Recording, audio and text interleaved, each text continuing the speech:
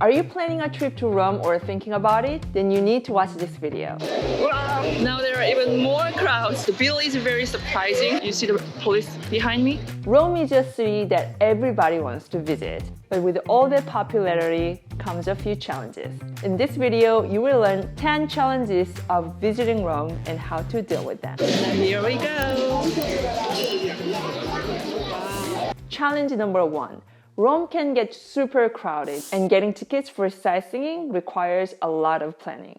But don't worry, I'll help you speed up your process by breaking down key elements of getting tickets in Rome. These are essential tips, but it might be too much detail. If you're not actively planning just yet, feel free to skip to number 2.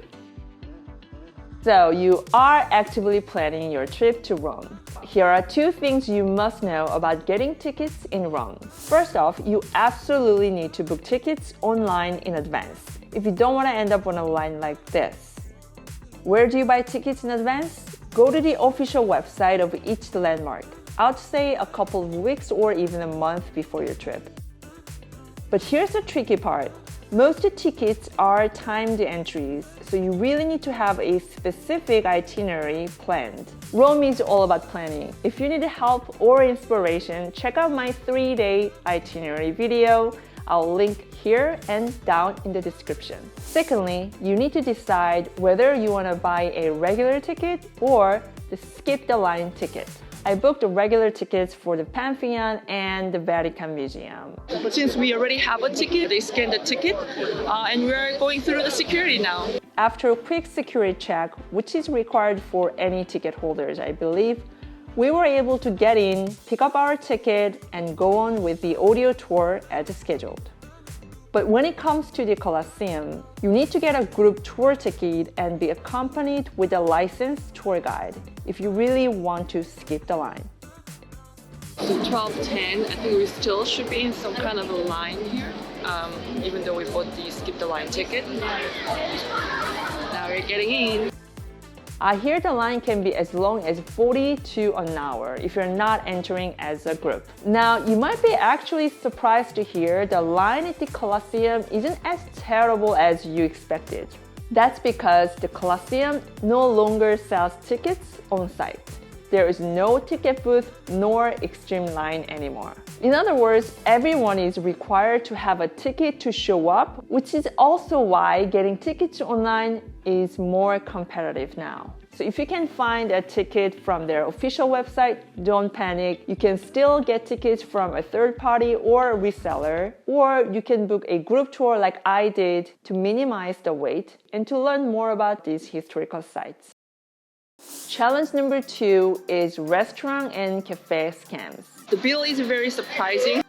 This cafe had a misleading menu outside the store and didn't offer a full menu with the price.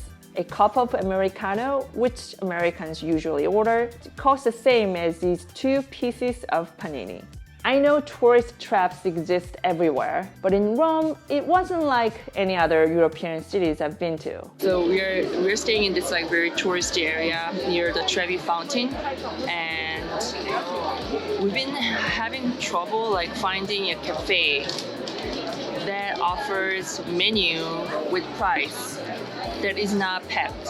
When you are in touristy areas of Rome, always check Google reviews and ask price for every single item you order. Otherwise, you might end up getting a very surprising bill. Speaking of bill, did you know restaurants in Rome charge a small service fee? It's usually just a couple of euros, which is nothing compared to the 20% tip I'm used to paying in the US. So I just want to give you a heads up. You can check your bill and see if the service fee was charged, and you can decide how much extra tip you want to leave if you want to. Challenge number 4. It's pretty difficult to find diverse food in Rome. Sure, people go to Rome to eat Italian food, and they have great food. But sometimes I just want a simple avocado toast with eggs or a salad or hot noodle soup. Compared to the other big cities in Europe, I definitely felt that I had much less choice when it comes to the variety of food. So if you're like me, I would highly recommend staying at an Airbnb with a kitchenette rather than a hotel room, so you can make yourself small snacks and meals. I stayed in a hotel, but we had a common area where we were able to have a little breakfast with the produce we've got from a supermarket, and that was a lifesaver. Challenge number 5. This isn't much of a challenge, but I was surprised to discover that some of the water faucets don't have a knob or handle. So I went to this restaurant and went to the powder room to wash my hands, and I had no idea how to turn on the water because I couldn't find a knob or handle. So eventually I asked the staff, and the staff showed me that there is a paddle underneath the washstand. So you're supposed to push the pedal instead of turning the knob. I wasn't definitely the only person who had a hard time figuring this out. I saw another foreigner standing in front of the washstand having no clue how to turn on the water. So I had to tell her about the pedal. Challenge number 6. When you order a taxi using an app, you might not get an exact code for your ride. And if you use Uber, you will be redirected to the local taxi service.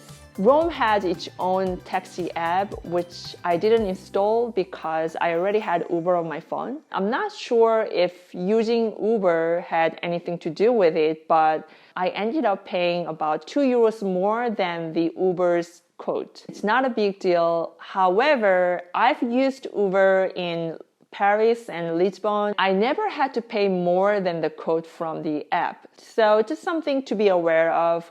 Maybe you should install the local app and maybe you will get the exact code. Challenge number 7. You probably need to bring more cash than usual. When we travel to Europe, we usually bring just €100 just in case. And we hardly use them because most of the time we pay with our credit cards and mobile payments. But in Rome, we were asked to pay in cash more frequently. For example, our hotel charged us a city tax when we were checking in, which was around €20. And they asked us to pay in cash only. So bring more euros when you go to Rome. Challenge number 8. Rome turns out to be the most popular destination for field trips.